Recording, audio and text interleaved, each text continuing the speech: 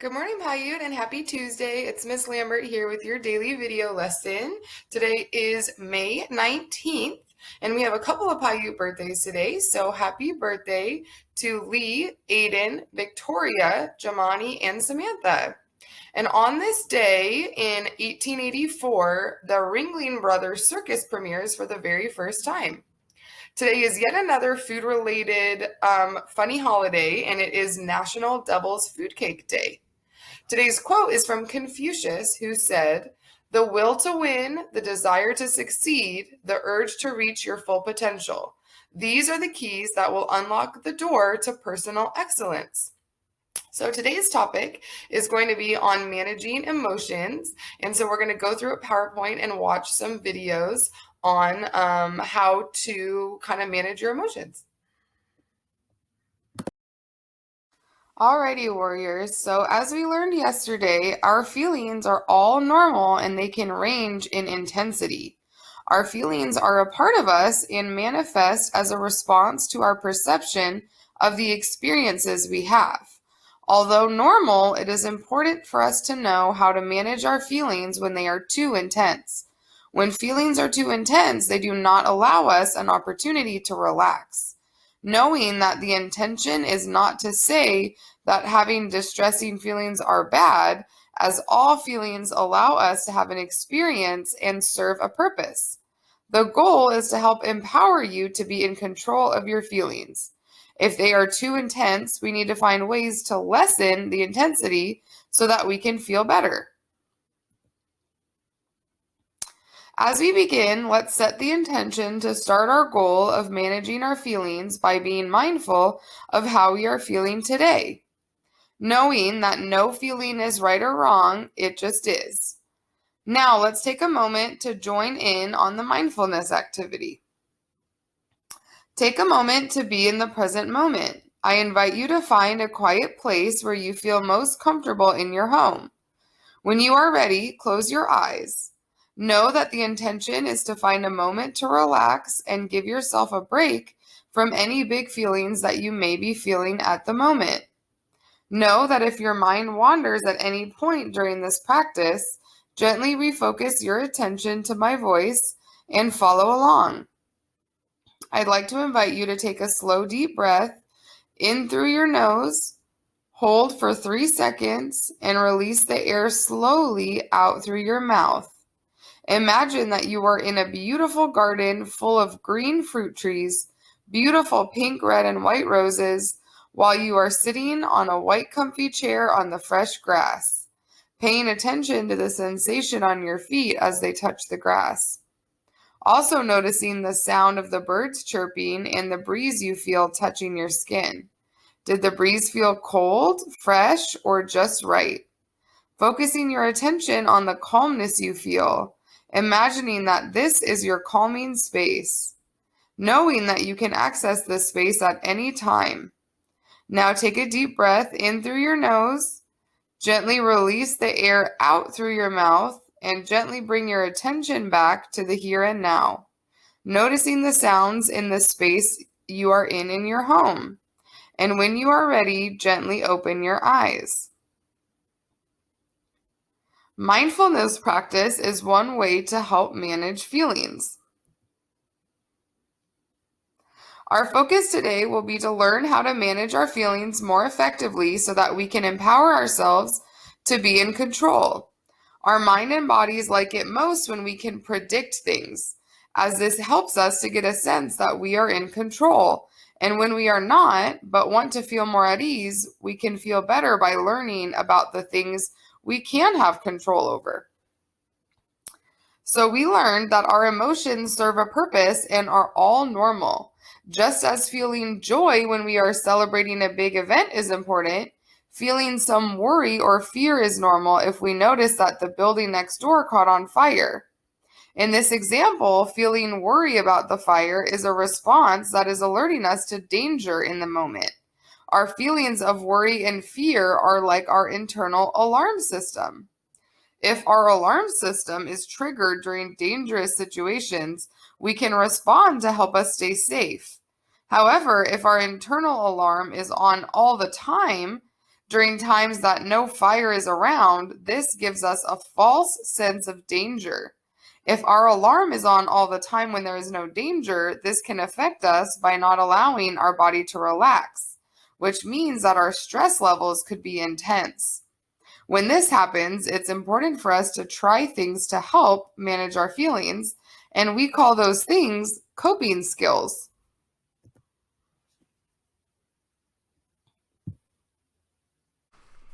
Kids want to know. Imagine that you really want to play soccer at lunchtime, but when the bell rings, you can't find your shoes. When you finally get out to the field, the teams have been picked and it's too late for you to play. Maybe you got so mad that this small problem became a big problem in an instant. When we lose control of our emotions like this, we can call it flipping your lid, kind of like the way a pot might do if it was too full and too hot. A little while later, after you've cooled down, you might even feel sad when you realize that when you had a big reaction to a little problem, you could have hurt someone's feelings. What if I told you that this happens to everyone? Your parents, friends, teachers, and everyone else you know can flip their lid and lose control of their emotions sometimes. We all need to work on managing our feelings.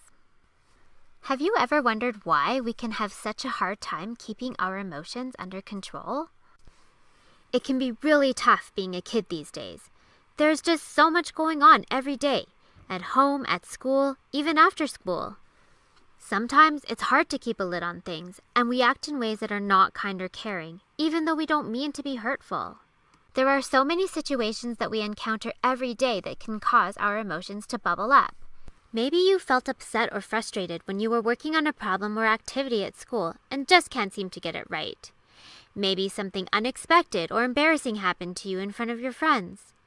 Maybe you had something important to say, but didn't get a chance to say it. These and many, many more situations can cause both kids and adults to flip their lids. So why does this even happen? Well, it has to do with the way our amazing human brains work to help keep us safe. This is your brain, the part of your body that controls everything you do. Let's take a closer look at the parts of the brain and how they can work together to help us keep a lid on things. The brain is a pretty complicated organ, so we're going to use our hand to help us visualize what's happening up there. Let's imagine that our brain has an upstairs and a downstairs. Here, where our thumb is called the midbrain. This is where our emotions and memories are created and stored. Below that is your brainstem. The brainstem controls the things our bodies do that we don't have to think about, like breathing. It also controls our automatic reactions to certain situations.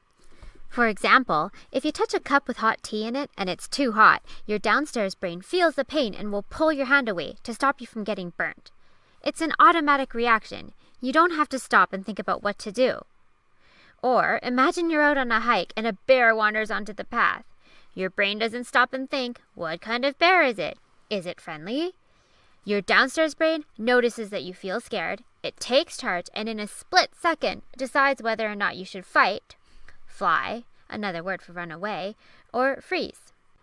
Because of the way our downstairs brain reacts to these situations, we can think of it as our emotional brain because it reacts instantly without needing to think things through. It's always ready to take charge in any situation to help keep you safe. So if this is our downstairs brain, then this part where the back of our hand and fingers are can be seen as our upstairs brain. It's called the cerebral cortex. This part of our brain helps us think logically, act with kindness, and think about how others might be feeling. It's also the problem-solving part of our brain. It helps us to think of possible solutions to a problem and decide which one is best. The upstairs brain is our thinking brain. Your upstairs and downstairs brain don't work alone. Your brain is set up so that the upstairs and downstairs brain can communicate with itself. It sends messages from section to section all the time about what our bodies feel and need. Let's take a closer look at our brain fist. Where our fingertips are is the logic and reasoning part of the brain that springs into action when we have a problem to solve, and usually it does a great job of doing it.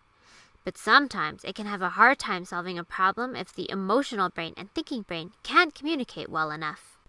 This can happen if your emotions get too overwhelming and your downstairs brain decides that this situation might be dangerous, even if it isn't really.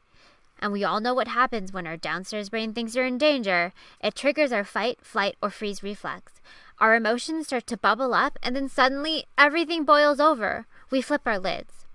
This can look like a scary, angry reaction, or it might be crying or running away from a problem. Now that we've flipped our lids, see how far away our fingertips are from the midbrain? When our lids are flipped, our upstairs and downstairs brain can't talk to each other. Our emotions have become too strong, and we can't think clearly and can't solve the problem in a peaceful way. So what can we do to stop us from flipping our lid? Well, it all starts with realizing that we're about to flip our lid, and then turning down the heat so it doesn't happen. Remember that soccer game we talked about at the beginning of the video, and you were really upset and didn't get to play? Maybe you felt your tummy rumble, or you felt your face getting hot? Did your heart start to pound, and did you feel your hands start to clench? Were you frustrated, disappointed, and angry? These types of strong feelings are all indicators that you might be close to flipping your lid. If you feel this start to happen, it's a good idea to walk away, take some deep breaths, and look for an adult to talk to before you flip your lid. It might be a parent, grandparent, coach, teacher, or another trusted adult nearby. They can help you with strategies to solve the problem once you've calmed down enough for your upstairs brain to be ready to do some peaceful problem solving.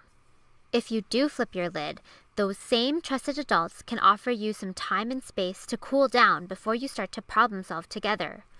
Once your upstairs brain is back in charge, you can share your story and get some help. Using I statements can help you to tell an adult what you need. I need a hug. I need you to listen to what I have to say. I need another chance. I need some alone time. I need a walk.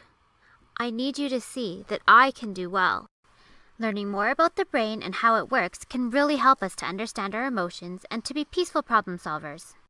When we listen to our bodies and our brains, we can turn the challenges of being a kid into opportunities to learn and grow. Thanks for watching! If you're interested in learning more about the brain and how to manage emotions, some resources are linked in the description box below. Some steps to managing our feelings include: when feelings are triggered and feelings feel strong, observe them and try to identify the trigger. Name your feeling, asking yourself, am I feeling angry, nervous, sad, frustrated, etc.? Step 2 is to accept what you are feeling. Step 3 is to take action by expressing your feelings. This can be achieved by telling someone you trust or journaling. This can help you to release feelings and help you process what you're feeling. Step 4 is taking care of yourself by using coping skills. Learning how to manage your feelings is a skill that can help you all throughout your life. The more we become familiar with the things in our life that we find most calming, we create an awareness that such things help us to feel happy, joy, calm, to have fun, and we can put a plan together to help us remember that these things can help us during times of distress. So coping skills help us put into practice activities that we find enjoyable, and they help us experience a moment of calmness. It is helpful to identify the things we enjoy and we find the most calming during times when we are calm. You can do any activity that you already find to be fun. Some ideas that are popular are listening to music, visualizing, mindfulness, journaling, art, deep breathing, playing with a pet, gardening, or talking to a trusted adult.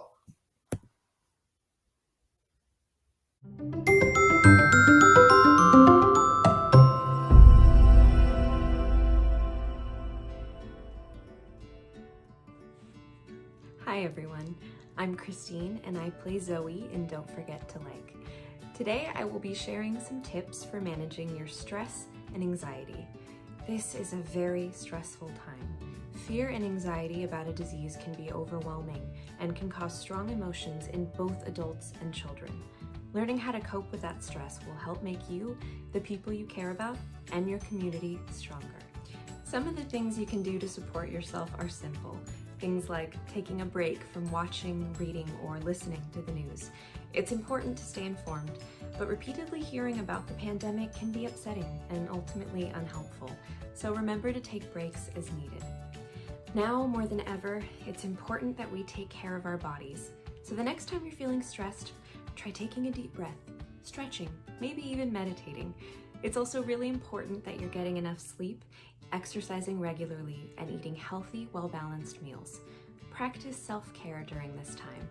Find those little things that help you when you're feeling overwhelmed.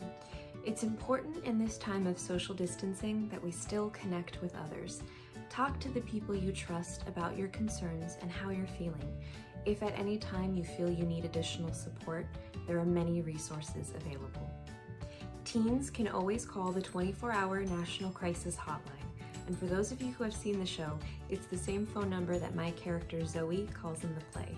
That number is 1-800-448-3000. If you feel more comfortable texting, you can always reach out to the National Crisis Text Line by texting CONNECT to 741-741. That service is also available to you 24 hours a day. I hope that you are all staying safe, healthy, and happy in this difficult time. Know that help is always available to you. And remember, above all, to be kind to one another. Have a great day, everyone. I will see you again soon.